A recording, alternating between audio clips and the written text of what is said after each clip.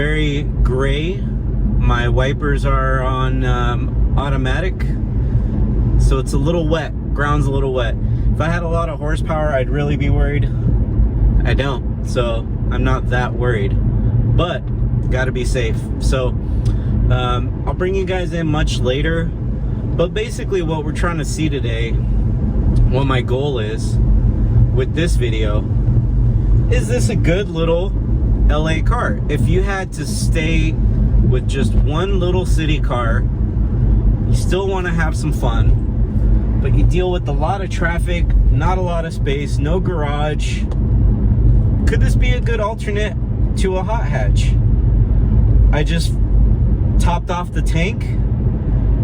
The tank was at half, and it only took 1.3 gallons, I think.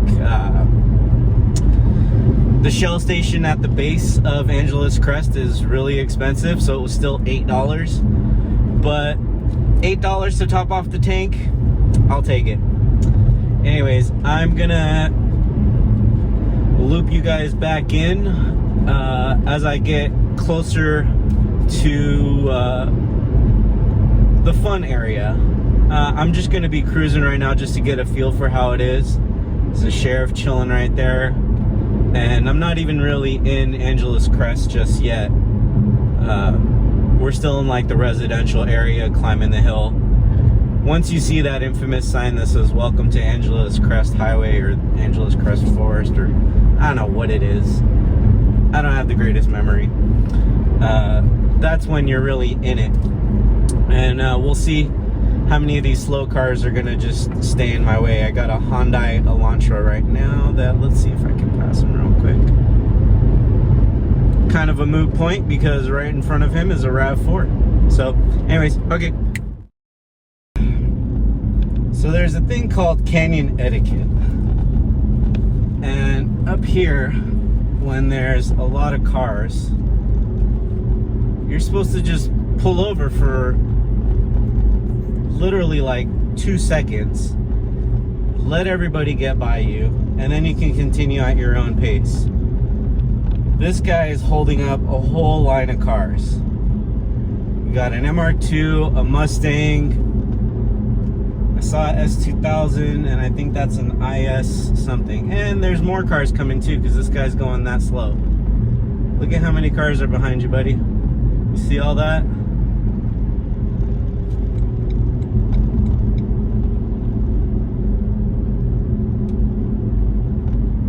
Be a good guy. Thank you. And now we can go.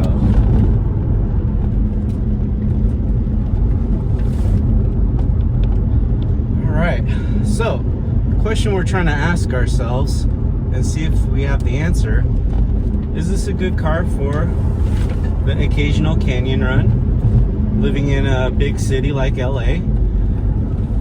Especially if you don't have a lot of garage space, or any garage space, I should say. Now, the number one thing with an i3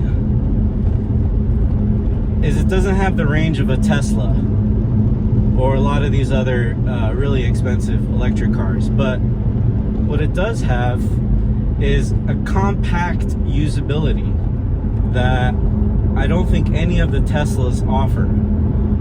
And I'm trying to think of another EV that's out there that does. The Chevy Bolt is pretty good, except it has zero performance in mind, being a front wheel drive converted whatever car. Now, the other thing to think about is the fact that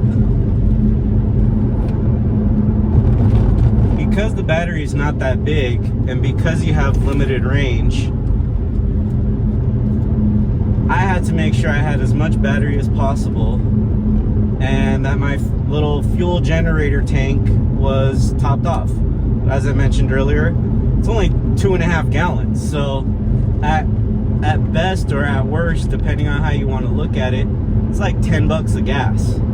And that's like LA prices, maybe 10, over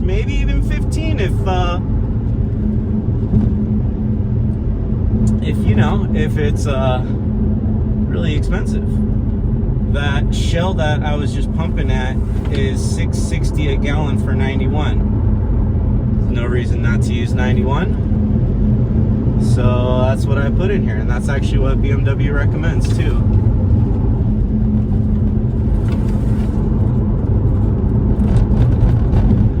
So I think I'm doing pretty good, but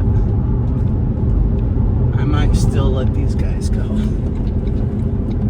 Just because I don't have the same kind of stuff that they've got.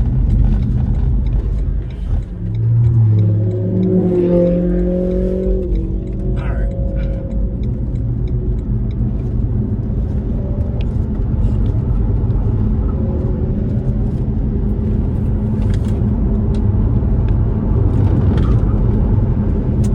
So, main thing, again, especially like with the fast group of cars, they're all sports cars pretty much. Go at your own pace. I was moving quick, but not quick enough, so get out of the way, fall into the back, and let's see how close the gap is going to be between mid-engine, muscle car, performance sedan, and a flagship Honda. I like S2000s. I just wish they weren't so heavy.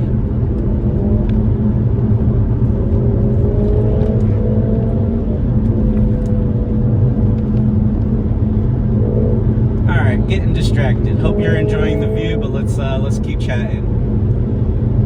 The real question about the i3 is your priority to be like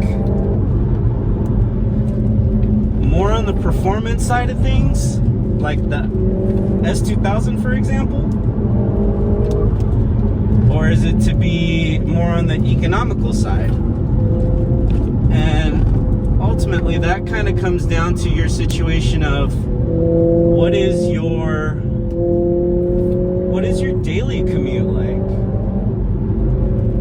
If you're sitting in bumper to bumper traffic every day, half an hour, which is probably a normal thing for most people in Los Angeles or any of the other big cities, you may not want an S2000, especially if you modify it like this one in front of me. Suspension looks really planted.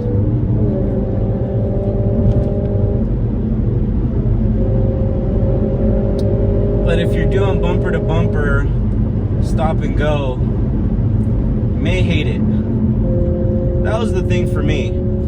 I got to a point, oh, we're getting real dense fog now.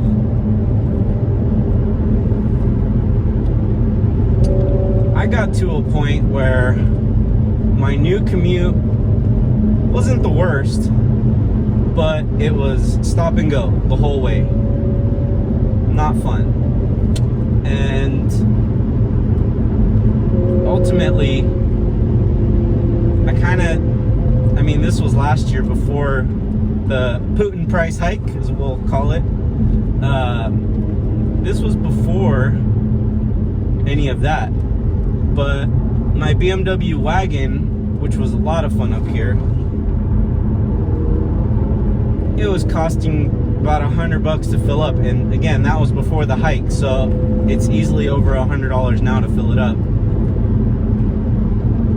And with its final drive ratio not being the right one, and being a stick shift, and being,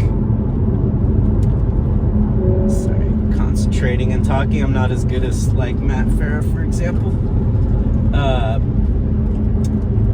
Being in that realm 5 days of the week, every single week, didn't really appeal to me, especially since I was fortunate enough that I do have another fun car, the car that I don't need that one that I drive every single day to be the funnest one. So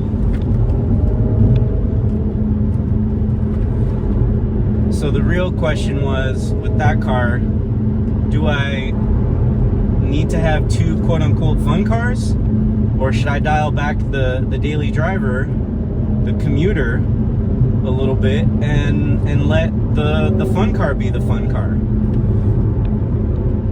And wow, look at that. And I got to a point where I decided I need to spread that gap.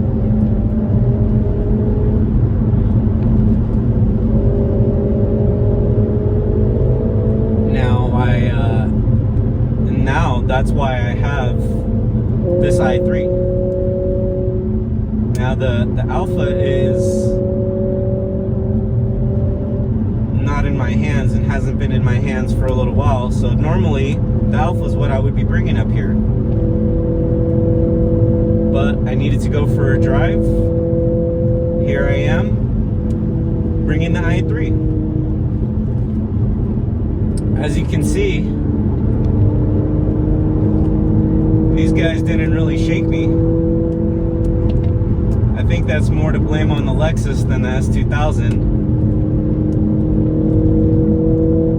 And now we've caught up to some regular traffic. So let's dial it back. Woo! Now, my main thing is, you gotta drive within your means. You don't need a 911 GT3 to have fun. Is a 911 GT3 fun? Absolutely. And if you got the money and you can get a PDK and you're okay with it, some might argue if you can afford the fuel, that's the best way to go. PDK will be just fine in bumper to bumper. Suspension might be a little tight.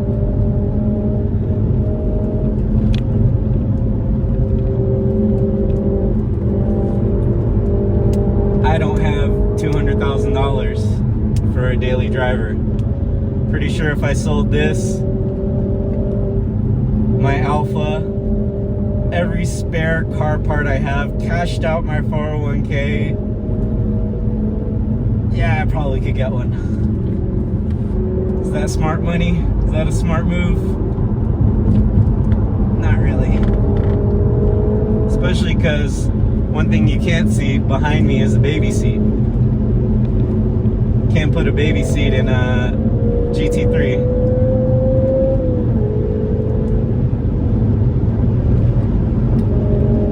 I mean, I'm having a good time keeping up with these guys.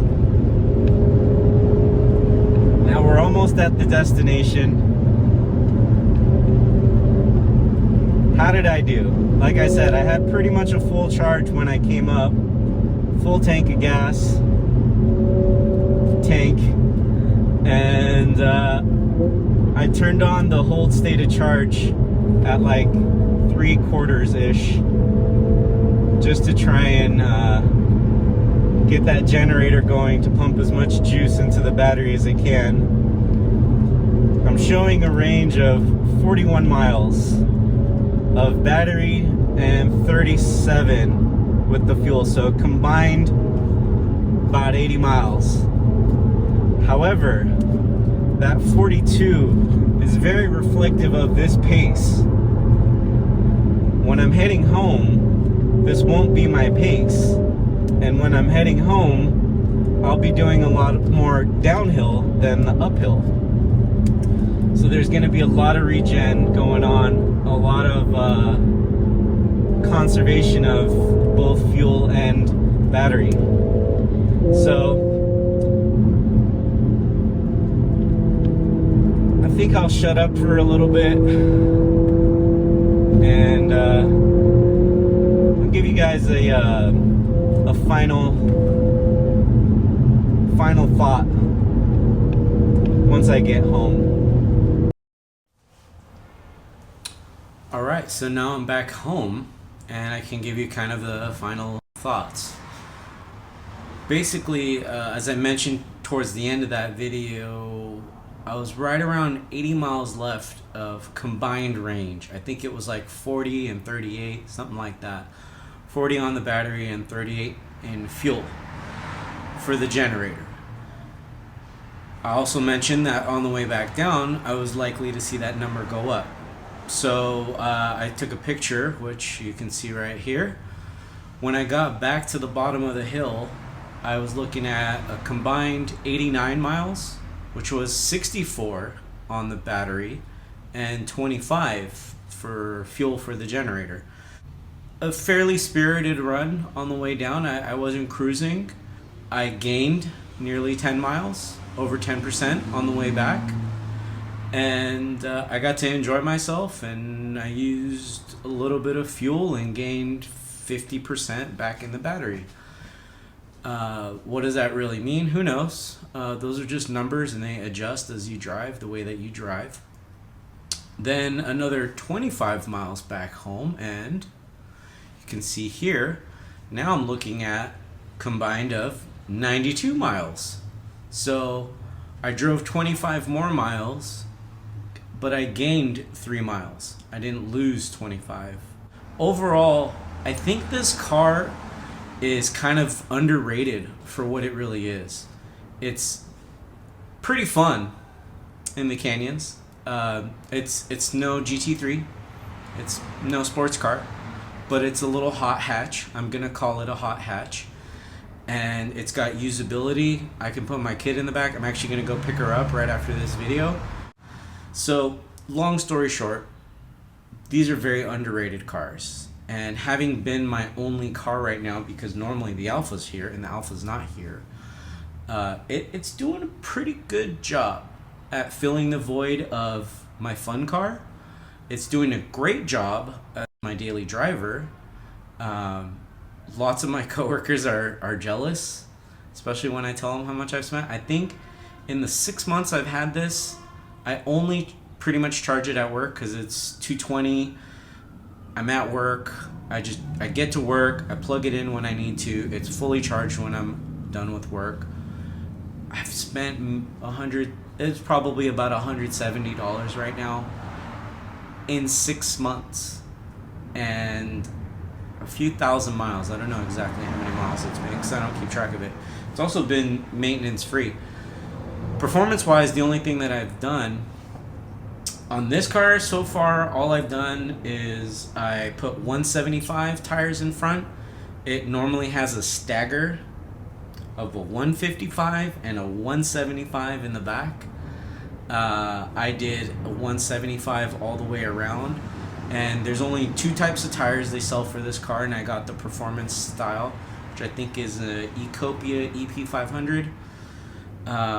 I did buy an i3S front sway bar that will go on. I hopefully will do the i3S dampers, the shocks, because you probably saw in some of my videos a little bit of a pogo stick action, and I've heard that the sport dampers fix that problem. And then I really want to do a sport tune. I want to do a little bit of cosmetic stuff, but it's my daily driver. I'm happy if it's clean. It's already kind of dirty again. It's been good. I'm happy with it. If you're in a similar situation where parking is hard to get, fuel is really expensive, you're dealing with a lot of traffic, you can only afford one car, and you can't afford a Tesla, you don't need a Tesla. I don't like the huge iPad that they have there.